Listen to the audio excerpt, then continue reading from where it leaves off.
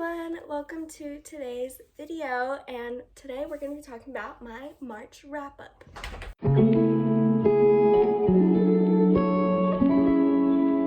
Okay, so today's video isn't actually going to take that long because I only read 5 books in March. Okay, like I was saying, today's video isn't going to take that long because I only read 5 books in March, so we should get through these pretty quickly. This video features King Louis. Hi, baby. I know. Please, no biting. No licking either. He's very good at giving hugs. And kisses. Wait, I don't want those. I don't want those. No. Louis. No. Hey. No. He's trying to bite me. No. He is still a puppy, though, so still trying to learn. Go in that direction. There you go. Nope. That way. Okay. Louis, you can sit. You can sit right there. You can lay down right there. Hey! No. No. Thank you, but no.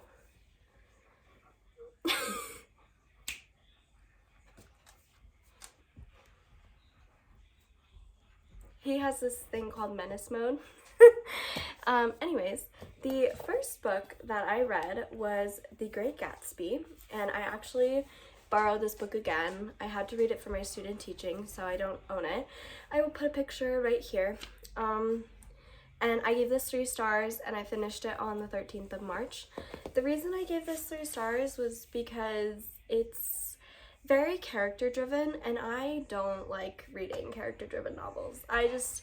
It feels like not a lot happens in them. They're so slow, they're poorly paced, and especially The Great Gatsby, because like hardly any plot events happen in that story. It's all like character related.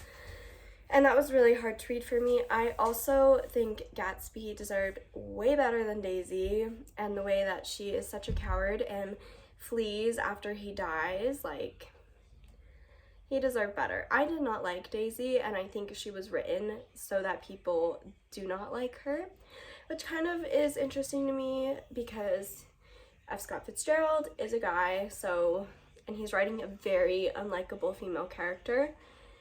It just felt weird to me. And Tom was very hypocritical because he got mad at Daisy for potentially cheating on him when he was doing the same thing to her and actually doing it. So, yeah. It was very interesting, and I liked it better than the first time I read it, but it's just not my favorite book. I also wouldn't choose to teach that book to a class because I don't think they respond well to it. I think they're just confused by it, and I think a lot of teachers don't make it like actually engaging. Alright, the next book I read was Babel by R.F. Kuang. I gave this 5 stars. Is anyone surprised? I'm not, because wow. This was so good. It was so good, and I'm pretty sure I cried reading this at the end. If you've read this, you know what happens at the end. If you don't, like, I'm gonna cry thinking about it, because, oh, Robin. he deserved the world, and he didn't get it, and yeah. I did end up reading this physically, and I think the pages turned out alright. So there wasn't anything major that happened to them, but I also wasn't like spreading it open. I was like reading it like this. I finished this, I believe, on the 16th of March.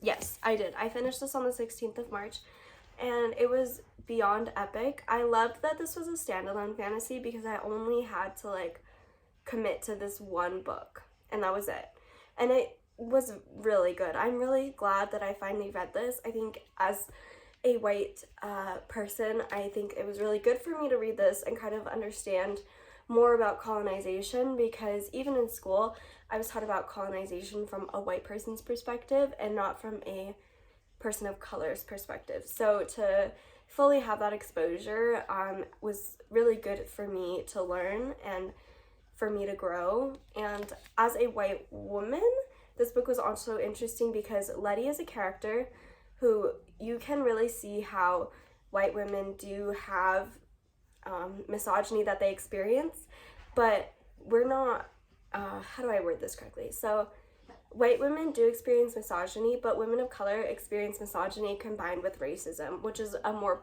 potent force, if that makes sense. And I feel like Letty shows that perfectly, and she makes it into a competition of like who's more like, oh, I can't think of the word, I'm losing my brain function, like who's more discriminated against. That's, I feel like she's one of those white people who makes it into a competition, and I hated that. I did not like Letty by the end. I hated her, and I think that was R.F. Kuang's full intention of showing us a real experience of some white women are like this. This book is a little controversial because there was a reviewer who came out very upset about Letty's character and was like, well, I feel bad about being white. So I think that if you feel bad because of Letty's character, I think that maybe this book is telling you something and you're not liking what it's telling you. So that's my 2 cents on it. I love this. I would make this required reading for an AP or IB or even honors class. I think it would be wonderful to teach this to kids.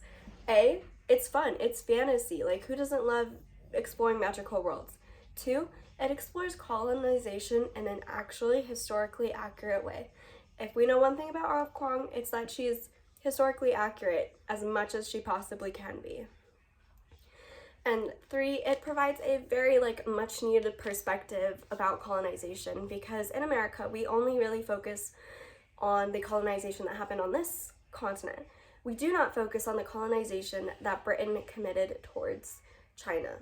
So it's I would recommend this highly. It is a very worthwhile read, and I think that there are huge lessons in this that are important takeaways for every person. All right, on a bit of a, well, I don't know if this is going to be a lighter note, but the next book I read, I also gave 5 stars, and I finished it on the 19th of March. Does anyone have any guesses? No? Okay. It's Haunting Adeline by H.D. Carlton. Like I said, this isn't really a lighter note, but not as heavy as colonization and stuff, so it was a good little palate cleanser before I jumped back into some of my heavier books. I don't know what to say. I don't know what to say about this book. It was 5 stars. The romance was very good. Zaid and Addie are my favorite book couple, and I think they will always be my favorite book couple, and I don't know what I'm going to do when I finish the second book, and I don't have another book like this to read. I think that's going to put me in a reading slump, so that's why I'm holding off on the second book. I'm waiting until the 17th of April when I can get the audiobook on Audible, because I listened to this with the audiobook and it really enhanced my experience. And yeah, I mean, it's so, this book is such a unique romance book, and I'm really scared that after the second book, when I don't have something else like this to read, it's gonna put me into a reading slump. It really will. And there is something I do appreciate about this author, H.D. Carlton. So she was getting messages from reviewers and from readers saying, hey, there's some really anti-Semitic elements to your book. And she was like, oh, my bad, fam. She completely rewrote those parts and got them out so that these new editions are printed without those parts. And the only reason I realized this was because I listened to the audiobook, which is the old edition, but this is a newer edition where those parts are gone. And I really appreciate an author who's able to take accountability like that and know that people aren't attacking her character. They're just telling her, can you please change this? It's really uncomfortable to read. And with the audiobook, it was really uncomfortable to listen to those. So I love that she was able to just set aside her personal feelings, however she felt, and say, I am so sorry that I did this, and of course I will fix it. And she fixed it. And that was it. That was the end of the conversation. So, whenever people mess up like that, I'm really looking to see if they emulate her, because she handled that exactly how you should. She owned up to her mistake, and she apologized, and then she fixed it. And that's the whole process. And now she's not ever going to do that again, because she knows it hurt people when she did that. I love that. I think that was really important, since we've had a lot of authors who do horrible things and have not taken accountability for them. unfortunately. But yes, 5 stars. I loved everything about this, like literally everything. There's not one single thing I didn't love. And this was actually, when I was filling out my book bracket for best book of the year, I chose this book over Babel. So, but Babel was my book of the month. So, yeah. I should show you guys my reading journal sometime. I think that would be a fun video. It's not super elaborate or detailed, but I love it. Anyways, it's cute. And I love how the chapters, the beginning of each chapter, Zaid has these gravestones and Addie has this haunted house. I love that. I think it's so cool. Alright, the next book is called Once Gone by Blake Pierce. I almost said Blake Crouch. This is not Blake Crouch. And I gave this 3.5 stars and I finished it on the 26th of March. Okay, so this is like Criminal Minds, but without the team.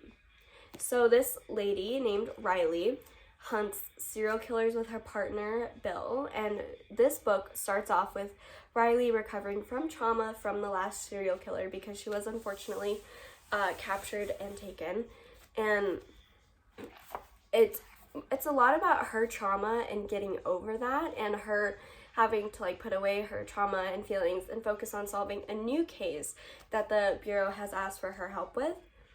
And I really like this. One, it's short, but we still got amazing characterization and amazing like character depth into these characters, and I really loved how Riley's relationship with her daughter progressed throughout the book to the point where it steadily got better. And you know, this book does not shy away from those hard scenes. And it also makes it clear that serial killers are disgusting and that they should not be idolized and that they do not, like, the victims deserve more respect than these serial killers ever do. And I think that's really important in this book, and I love the cliffhanger that it ends on. So good. I can't wait to read the second one. This was actually a loan from one of my students. They thought I would like it, and they were right. So even though I didn't rate this very high, I'm still going to continue with the series, even though there's like 14 books. They're all like this small though, so that's fine. I could do that very steadily. I'm going to need a Kindle at some point, I feel like. But I don't like Amazon. Okay, maybe I'll buy a new Nook. And I will figure out how to get these books on a Nook. I'd rather support Barnes & Noble over Amazon.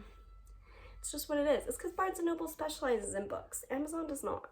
And anyways, yeah. This was 3.5 stars. I did really like it. I am going to continue reading this. My student is going to bring me the second book when we get back from spring break. So, super excited. Alright, and the last book that I read was The Chill by Scott Carson. I gave this 3 stars and I finished it on the 30th of March. So this was my last book of the month. And it's kind of forgettable. There's nothing about this that really makes it stand out. And the premise was supposed to be so cool, but I think the issue was I'd heard this book marketed as horror, and it's not. It's a thriller. So kind of the wrong marketing to from some people. And it is a water paranormal thriller involving water, which was really cool.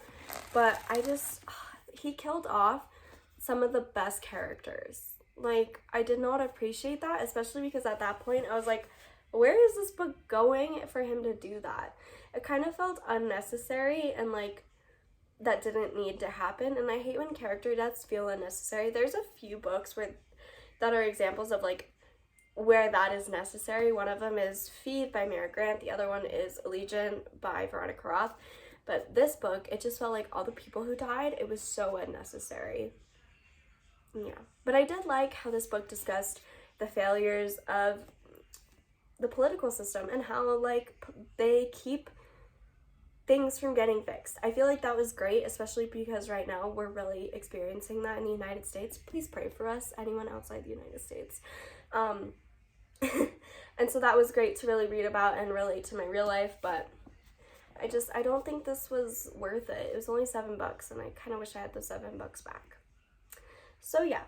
Anyways, anyways, that is everything I read this month. I hope you enjoyed this video. Please don't forget to like, subscribe, and leave a comment down below with what you read this month or what your favorite book was. I'll see y'all later. Bye!